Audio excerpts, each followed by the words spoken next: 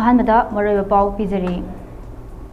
illegal immigrant narco terrorist ki issue sing ko alaba matamda Manipur da tung koina tangdu leitaba purakpa ngamgani RPI Delhi Youth Wings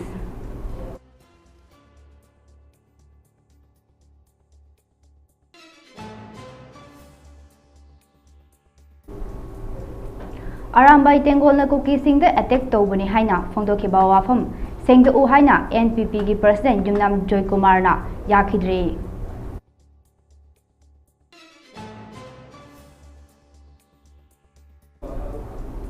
Mahiroi singna quality leina larik tamhanaba khunai gi ahongbada saruk yaba ngamnaba hotnaminasi MSF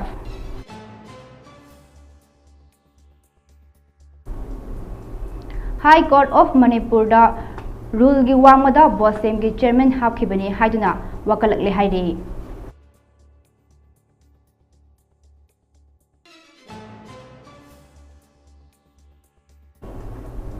amadi ainiya daba lalholup ki miyoi kya leppa leitana phagat pangam khre haina Manipur police na khanghalakle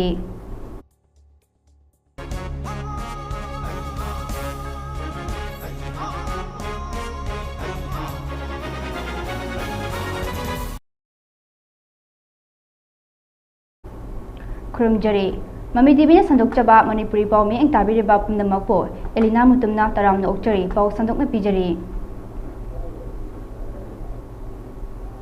Illegal immigrant narco terrorist ki issue sing ko alaba matamdata Manipur da tung koina tangdu leitaba purakpa ngamgadabani haina Republican Party of India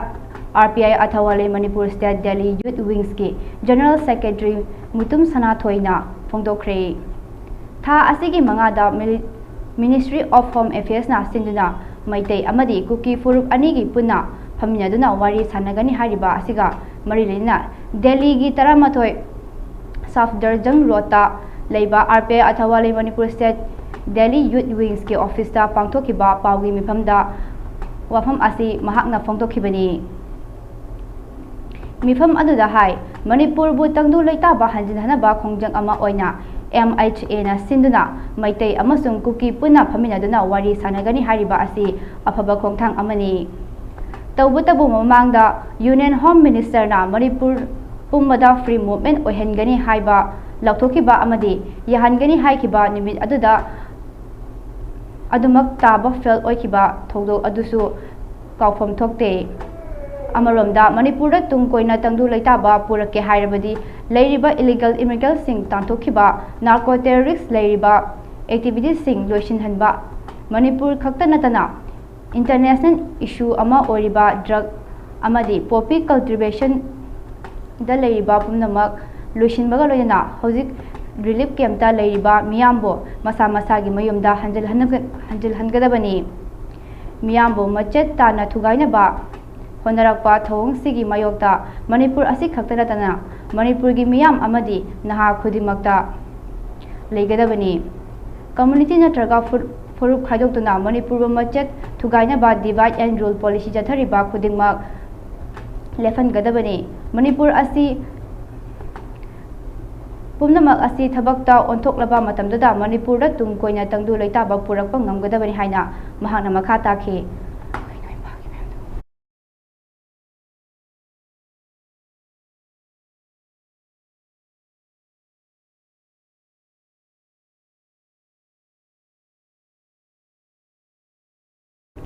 Arambai Tengol na cookie sing the attack tobani haina phongdokhiba wafam sengdu u haiba NPP gi president Jumnam Joy Kumar na yakhidre hai haukiba nimit kharni gi mamangda hani gi deputy CM oirambata natana hojik National People Party NPP gi Manipur State ki president oriba Jumnam Joy Kumar na mahaki X account da lising ani kungomdoi me ahumda haurakhiba irang asi Arambai Tengol na cookie sing da hobani haina phongdokhiba wafam ama yawi haiduna Manipur apunba ima singna wafam adu yaningde Jumnam Joy Kumar na miyam mamangda lale haina sengdokadabani haina taksinduna lakhiba adu sengdoraktabadagi ngasi koisang naraba Manipur apunba ima singna naurem thongda leiba Jumnam Joy Kumar gi mayumda Manipur da apunba imagi miyoi tarukna saba ima singa Jumnam Joy Kumar ga unadana wari sanarabasu mahakna Arambai Tengol panduna X account da ꯊꯥꯒꯠꯂꯛꯈꯤꯕ ꯋꯥꯐꯝ ꯑꯗꯨ ꯃꯁꯥꯅꯁꯨ ꯁꯦꯡꯗꯣꯛꯎ ꯍꯥꯏꯕ ꯌꯥꯈꯤꯗ꯭ꯔꯦ꯫ ꯍꯤꯔꯝ ꯑꯁꯤꯒꯤ ꯃꯇꯥꯡꯗ Manipur ꯑꯄꯨꯟꯕ ꯏꯃꯥꯒꯤ president ꯊꯣꯡꯉꯥꯝ ꯑꯣꯡꯕꯤ ꯏꯅꯥꯎꯆꯥꯅ ꯐꯣꯡꯗꯣꯔꯛꯄꯗ ꯉꯁꯤ ꯏꯃꯥꯁꯤꯡꯅ ꯌꯨꯝꯅꯥꯝ ꯖꯣꯏꯀꯨꯃꯥꯔꯒ ꯎꯅꯗꯨꯅ ꯃꯍꯥꯛꯅ ꯐꯣꯡꯗꯣꯛꯈꯤꯕꯗ ꯑꯔꯥꯝꯕꯥꯏꯅ ꯀꯨꯀꯤꯗ ꯑꯦꯇꯦꯛ ꯇꯧꯏ ꯍꯥꯏꯕ ꯋꯥꯍꯩ ꯑꯗꯨ ꯁꯣꯏꯈ꯭ꯔꯦ ꯍꯥꯏꯅ ꯁꯦꯡꯗꯣꯛꯄꯤꯌꯨ ꯍꯥꯏꯕꯗ ꯖꯣꯏꯀꯨꯃꯥꯔꯒꯤ ꯃꯥꯏꯀꯩꯗꯒꯤ ꯋꯥꯍꯩ ꯑꯗꯨ ꯃꯩꯇꯩ ꯁꯤꯚꯤꯂꯤꯌꯟ ꯍꯥꯏꯅ Xꯇ ꯑꯦꯀꯥꯎꯟꯗ ꯁꯦꯡꯗꯣꯛꯈ꯭ꯔꯦ ꯍꯥꯏꯅ ꯐꯣꯡꯗꯣꯛꯈꯤꯕ ꯋꯥꯐꯝ ꯑꯗꯨꯕꯨ ꯏꯃꯥꯁꯤꯡꯅ ꯌꯥꯕ ꯉꯝꯂꯣꯏ ꯍꯥꯏꯅ ꯏꯃꯥꯁꯤꯡꯅ ꯄꯥꯝꯕꯗꯤ ꯑꯔꯥꯝꯕꯥꯏ ꯇꯦꯡꯒꯣꯜꯅ ꯍꯧꯕꯅꯤ ꯍꯥꯏꯅ ꯐꯣꯡꯗꯣꯛꯈꯤꯕ ꯋꯥꯐꯝ ꯑꯗꯨ ꯄ꯭ꯔꯦꯁ ꯃꯤꯗꯤꯌꯥ ꯃꯃꯥꯡꯗ ꯂꯥꯜꯂꯦ ꯍꯥꯏꯅ ꯁꯦꯡꯗꯣꯛꯀꯗꯕꯅꯤ ꯍꯥꯏꯕꯅꯤ ꯑꯗꯨꯕꯨ ꯃꯍꯥꯛꯅ ꯃꯗꯨ ꯑꯣꯟꯅ ꯇꯩꯅꯕꯗ ꯃꯩꯇꯩ ꯁꯤꯚꯤꯂꯤꯌꯟ ꯍꯥꯏꯅ ꯁꯦꯡꯗꯣꯛꯈ꯭ꯔꯦ ꯍꯥꯏꯔꯤꯕ ꯑꯁꯤ ꯌꯥꯝꯅ ꯂꯥꯏꯕꯛ ꯊꯤꯕꯅꯤ꯫ ꯃꯁꯤꯗꯤ ꯁꯦꯡꯗꯣꯛꯄ ꯅꯠꯇꯦ ꯃꯍꯥꯛꯅ NPPꯒꯤ ꯄꯥꯔꯇꯤ ꯄ꯭ꯔꯁꯤꯗꯦꯟꯠ ꯑꯣꯏꯕꯒꯤ ꯃꯍꯥꯛꯅ ꯐꯣꯡꯗꯣꯛꯈꯤꯕ ꯋꯥꯐꯝ ꯑꯗꯨ ꯁꯦꯡꯗꯣꯛꯎ ꯌꯥꯗ꯭ꯔꯤꯕ꯭ꯔꯥ ꯃꯍꯥꯛꯅ ꯁꯦꯡꯗꯣꯛꯎ ꯍꯥꯏꯕ ꯌꯥꯗ꯭ꯔꯕꯅꯤꯅ ꯏꯃꯥꯁꯤꯡꯅ ꯃꯤꯌꯥꯝꯅ ꯈꯟꯅꯔꯕ ꯃꯇꯨꯡ ꯃꯈꯥ ꯇꯥꯕ ꯑꯀꯟꯕ ꯈꯣꯡꯖꯪ ꯆꯪꯁꯤꯜꯂꯒꯅꯤ ꯍꯥꯏꯅ ꯐꯣꯡꯗꯣꯔꯛꯂꯤ꯫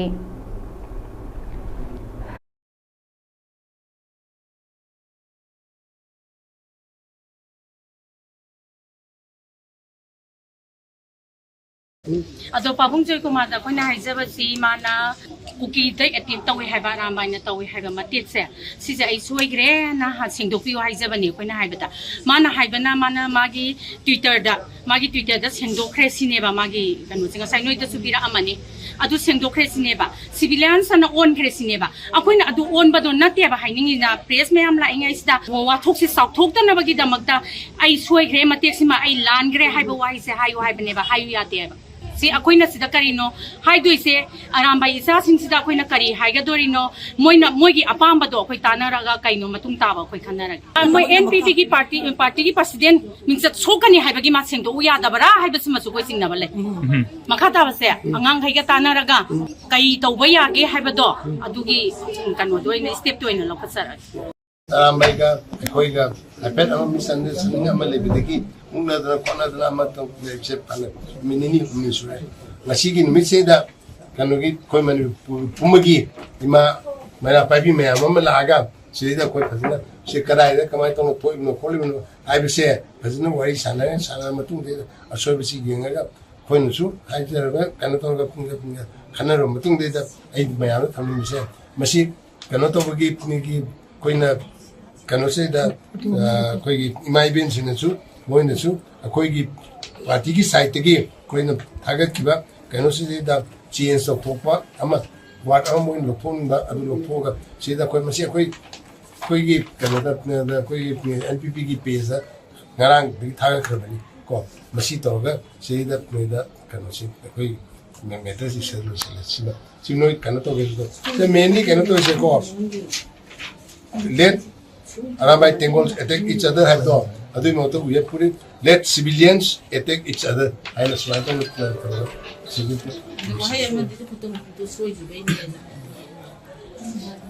so misunderstanding to we have a word of machine adu sin abigido adu toga adu misunderstanding to no baina so I don't attack let civilians attack each other so I don't masagi kano to amani amaromdadi adu kitang mo clear oina no bat sma don't talk Sinoy logo ya grasbo already NPP page lai rabi ado clarifications already NPP page thara Soy betul lale hai ke dori ro kamai to kun. So there is no other question, please.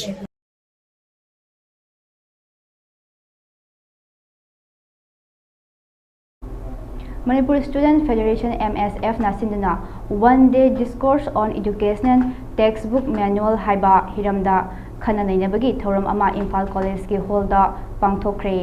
thoram aduda education S ki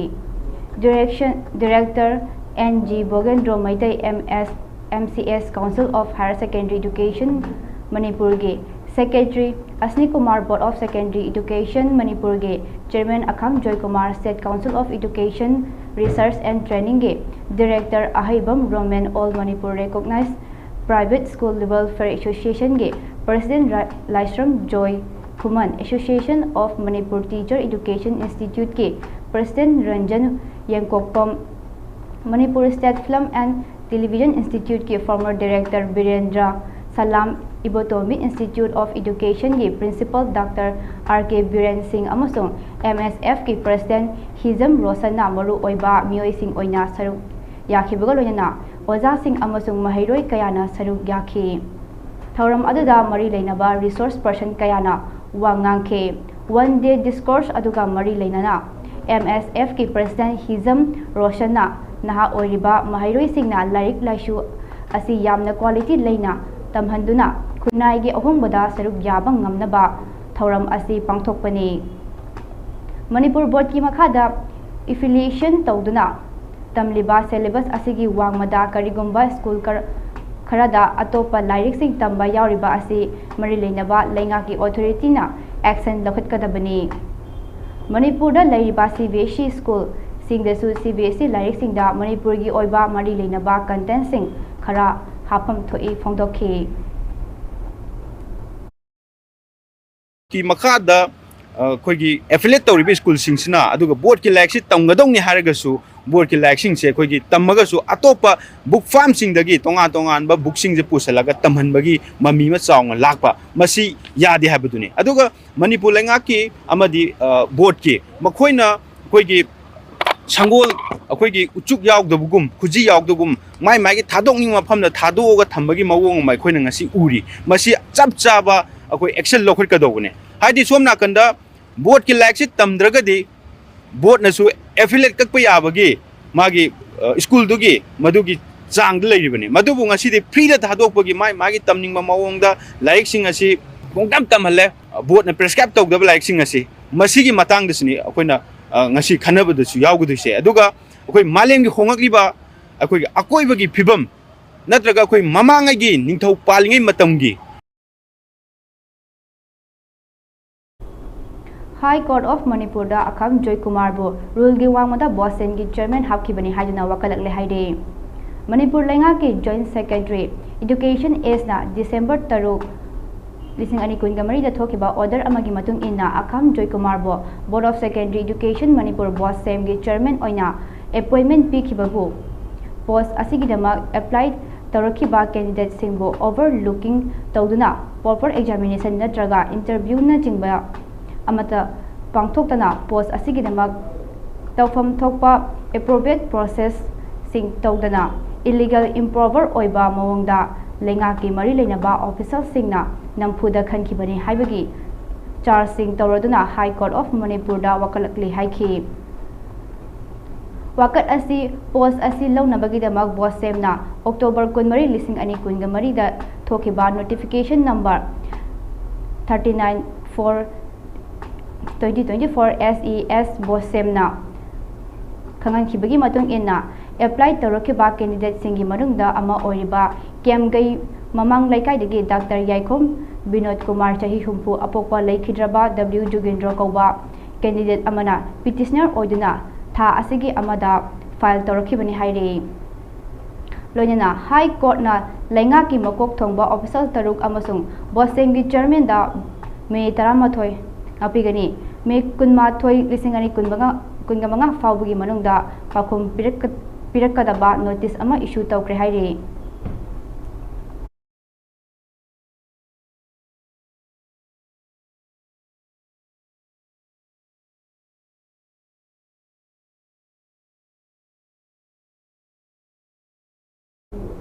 Security Force na Imphal East District ki tongan ba aina thingraba lalhuluk ani gi mioi ammam phare hairi faraba mioi ani adudi RPF PLA gi yandrembam athoiba maitai allies lenga kwa jahi kunmari amadi KCP City maitai gi okram herojit singh jahi kuntra mathoi ni hairi amaromda aina thingraba KCP PWG gi mioi ama Manipur Police na fare hairi faraba mi adudi Bisnupur District ki Moirang Police Station gi manung chana laiba Moirang Khoiru Mayai Lambi Ward number 10 da laiba Angom Ibo Chauba Singh Allies Lanchaba Allies Punsiba chahi 28 ni hairi mahak micham miyam karbar wala amadi government ki thabak tawba singdigi nam haduna sengai thungai tawbada natana lup ki miyoi khombada hakthena chanaba miyoi ni hairi Lodina Security Force na KCP 91 ge active member ani fare haire ꯐꯥꯔꯕ ꯃꯤꯑꯣꯏ ꯑꯗꯨꯗꯤ Imphal East District ki Irilbung Police Station ki manung chana laiba Kairau Wangkhem Mamang Laikai dagi Chingakham Lala Maitai Elias Haisingba Chahi Kuntra Manga amasung Yaikuram Henju Maitai Elias Henju Laba Elias Laba Elias Ayangba Chahi Kuntra Taruk ni haire Makhoi dagi kapa yariba maru mari yauba .32 gi pistol amadi magazine loinana mobile phone anisu phagatpa ngamkhre haire Nakal Amaromda Security Force na KYKL gi Sorepa Active Cadre fare haire Faraba mioi adudi Thobal District Khongjom Police Station gi manung chanda laiba Khongjom Kebaching Maya dage Thongam Rosan Singh Chahi Kuntra Manga ni haire Mahak Thobal gi mafam sing da laiba Sawmill Brick Farm Oil Pump Stone Catcher Contractor amadi dukan sing dage nam hadana self sengai thungai tauba mioi ni haire Nakal Amaromda Imphal East District ke Sekmai PS ki manung chana laiba awang Sekmai khunung makhadagi Maibam Naucha Singh Chahi Kuntra Tare Surba KYKL gi mioi amaso fare haire Mahag Imphal gi akoibada laiba college oza singda kihen khanganduna sel gi demand tauba mioi ni haire Mangondagi makhong ani panba gari macha amaga loyana mobile headset ani amadi lupa lising aniga jamri Aadhaar card amaga Yauba wallet amasu phangba ngamkhre haire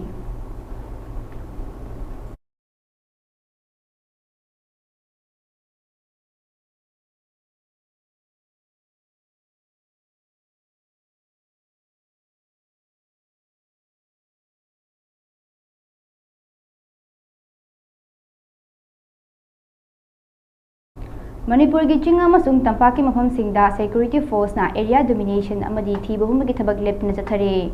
Amaromda Manipur Police Control Room na thadorokpa cherol amagi matung inna National Highway 2 Imphal Dimarpur lambi amadi National Highway 37 Imphal Jiribam lambi da lamdam asigi tangai phadana nongmada changdaba yadraba pochei puduna lakpa gari chahumga kunipan amadi chamaga kunthra nithoi hariba lambi asida apan mayawduna pusilakre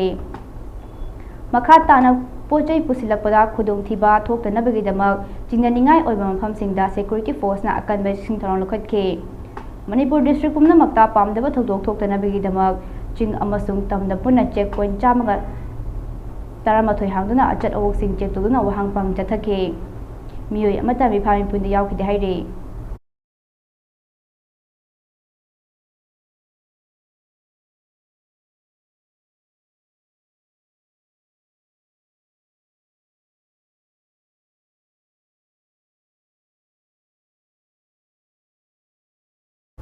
Gadajit Youth Welfare Association Club KYWAC na sinduna tha asigi tang manga da hoduna KYWAC trophy lising ani kunga manga pangthok lagani haina KYWAC gi General Secretary Nangmairakpam Binantana phongdokre Wafam asi ngarang numidang wabagai Gadajita leiba KYWAC ground da phamkiba pawgi mifam amada mahakna phongdokhibani KYWAC gi General Secretary Nangmairapam Binantana makhatana phongdokhibada KYCWAC trophy asi pangthokpagi maramdi lamdam asida inkhalakliba naha kayabo nisana sohalakle asigumba kayadagi inkhalakliba naha kayabo kharada oirabusu kanaba khongthang ama lawribani sana khotnabada thawai yaujaba naha amadi ahan singbo mapung fana semba ngamdrabasu club asigi maikai dagi angamba khara thabak oina uchabani KYWAC trophy asi maru oiba football da hena mieng changlaga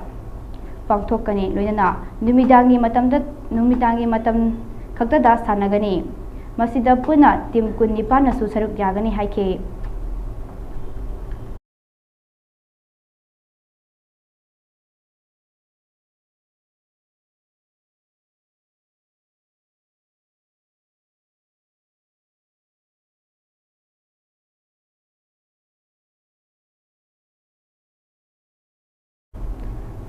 Yaikom Mani Girls Thobal Okramda Leiba Yaikom Mani Girls College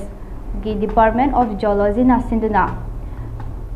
Marine Geophysics and Exploration Geography haiba topic asida motivational talk ki thoram ama ngasi college asigi conference hall da pakthokre motivational talk ki thoram aduda Soft Lake ani Kolkata da leiba Geology Survey of India ge Marine and Coastal Survey Division Eastern Region ge Geophysics ki Director Dr. Lukram Ingocha Maitaina athoiba mithunglen WMG College ki Principal Professor Hanjabam Monoranjan Sarmana Tharumapu aduga WMG College ki Geology Department ki Head of Department Dr. Hizam Pusparani Debina akhanaba mithunglen oina saruk yakhe College adugi oja sing mahairoi sing saruk yakhiba motivation talk ki thorum aduda athoiba mithunglen oikiba Dr. Lukram Ingocha Maitaina Marine Geophysical Exploration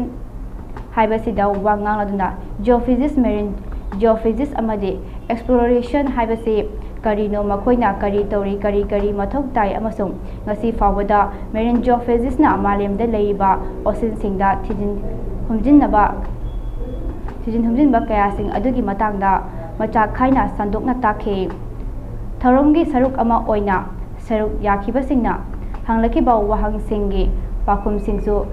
ngasi gi resource person amadi athoiba mithunglen oikiba Director Lukram Ingocha Maitaina pikhe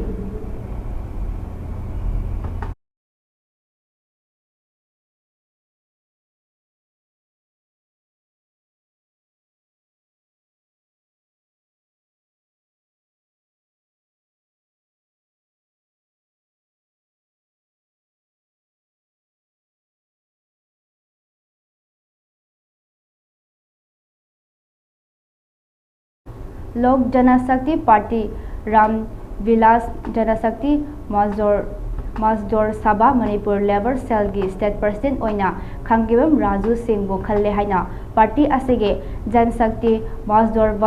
Sabha Labor Cell gi National Secretary Rajesh Paswan na Thadurakpa Charol amana harakle Panba yabadi Khangibam Raju asi Imphal East District ke Kaisamthung Hobam Leiraktagini amaromda Khangibam Raju Singh na Janashakti Mazdor Sabha Manipur Labor Cell ge State President oina khalakpada National General Secretary amadi North East in charge Wangkhairapam Sri Ramna thagatpa phongdorakle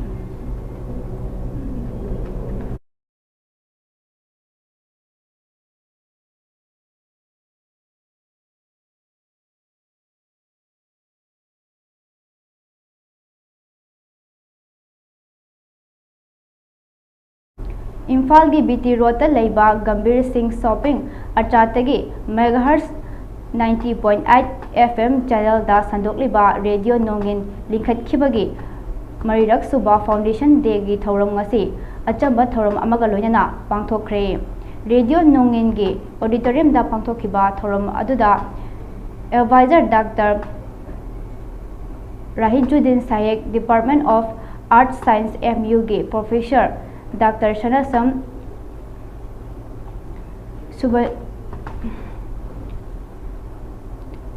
Subhaman and Social Worker Amadi Entrepreneur Rajkumar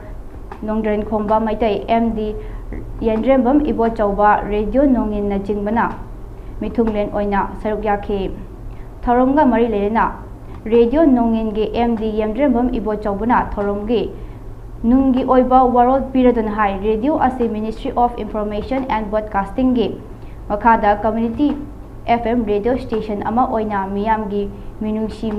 amasung support na angamba thakta makhal mathel suna thagol tawnaba honaduna lakle nungingi tomtin thauramda maru oina tongan ba lamda haithoi singthoi sing puduna miyamda wakhal lawsing pinaba hotnari loyana miyamnasu yamna pamna tabiba thauram ama oiri haike thauramga mari lerena wangang loi singna haikibada ayuk pung 12 dagi tongan ba thauram kaya ga loyana numidangi pung 8 makhai fawba sadukliba radio nongin gi thauram sing asina hena matik mayai leiba amadi wakhal lawsing piba oirishno haiba wafam ga loyana paujal pikhi Aku nungi tomtin, kami tuan makui program singda, hai ba, miam educate to miam learning dia ba, adu tuan subject matter singda makui expert sing ko bna, kami di makui ki life experience miam share to bna, health ki matang da education akhoi Pidro sulak bagalo position akhoi makata na biam da to da community radio station koi na ato community radio station singdagi dikha to ga entertainment khakna tana to be aba lebaga sigi bung dimona tasan bada khangin bada kadar ba to ba hiram sing matang akhoi matam ngi adu awareness piwa amadi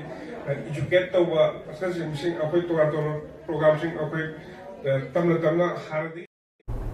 Sagang Suknu Road to Wangu Makha Taba PMGSY gi lambi black dropping tauba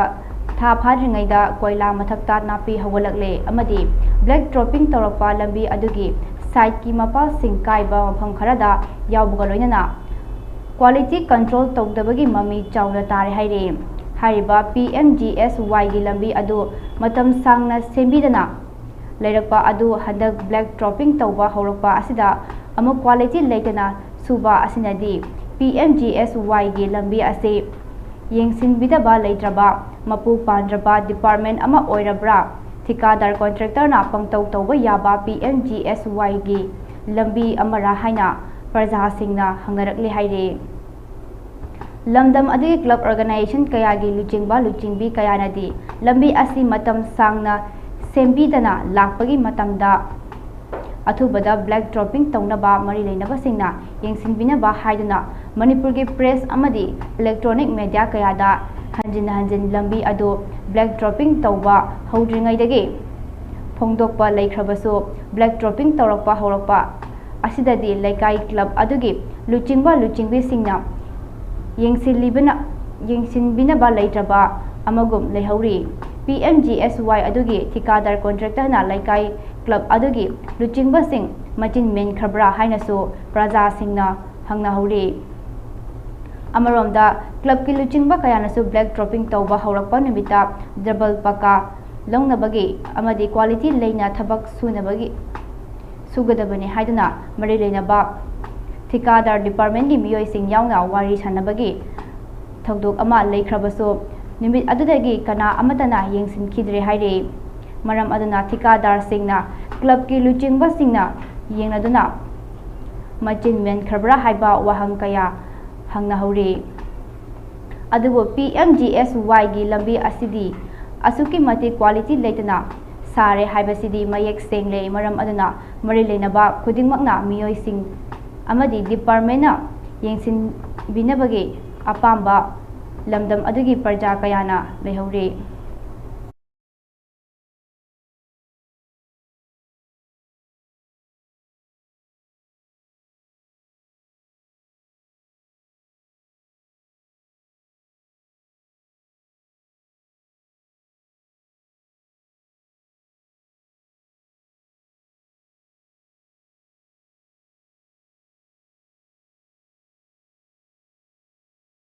CAU Interaction Manipur gi leibak lehau ising nushit ki phibam asi thau thokpa maru numitlei thabada yamna chanaba mafam ama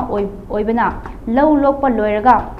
matungda hangduda leiba lawfam sing asida lawmi miyamna pak sanna numitlei thaba yare mai paknaba hotnabada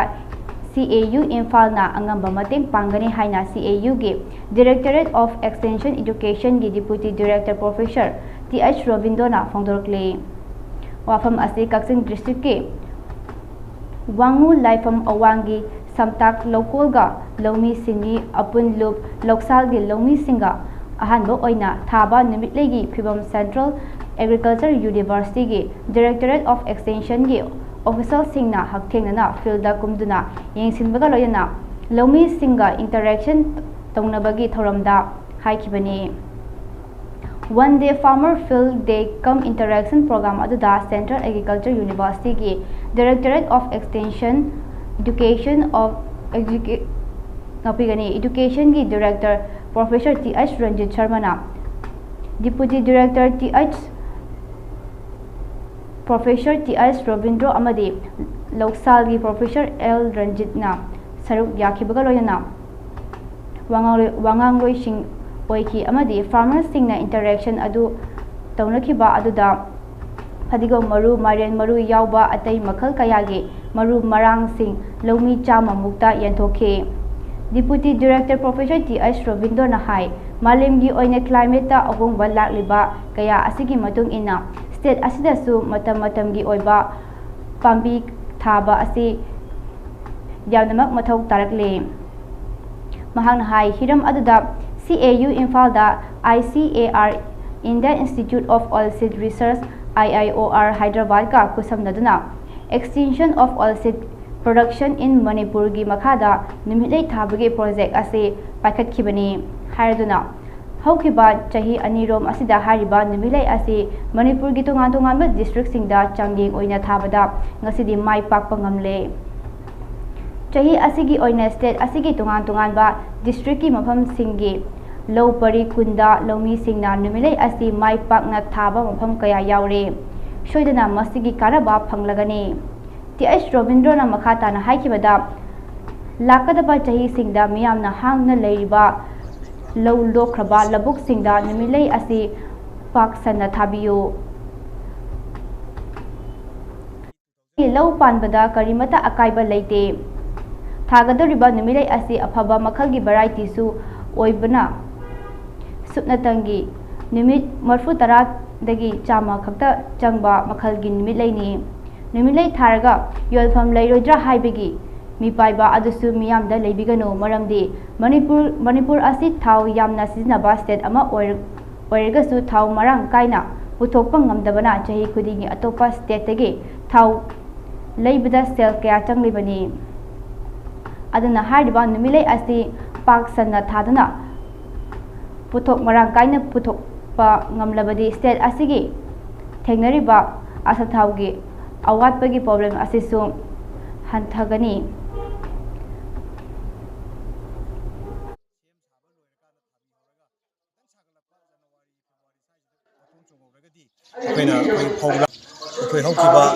February ki June 24 ki February da moiga khoiga MUTUM sign tawnarakanda Manipur da natna North East laiba khoi Central Government University makha da laiba KBK sing aduga Conference College sing asida hari program sa paikana bagi koi tanja adu phangi adugi makha dara koina andak sahi 2000 khoi ki 25 ki 24 ki keno dei hawra kanda December Arabada Maraba Pau Pizari Illegal immigrant narco-terrorist ki issue sing ko alaba matamdata Manipur da tung koina tangdu leitaba purakang ngamgani RPI Delhi Youth Wings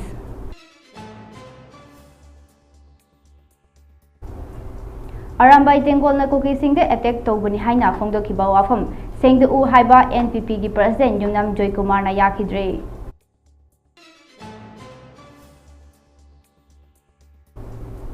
Mahiroi sing quality leina larik tamhanduna khunai gi ahongbada saruk yaba ngamna ba hotna minesi MSF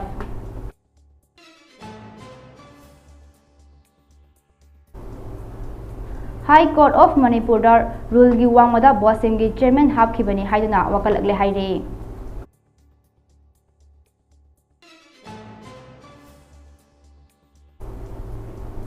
amadi aini yadaba lanoluki miyoi kya lepa leitana phagat khre haina Manipur police na khangalakle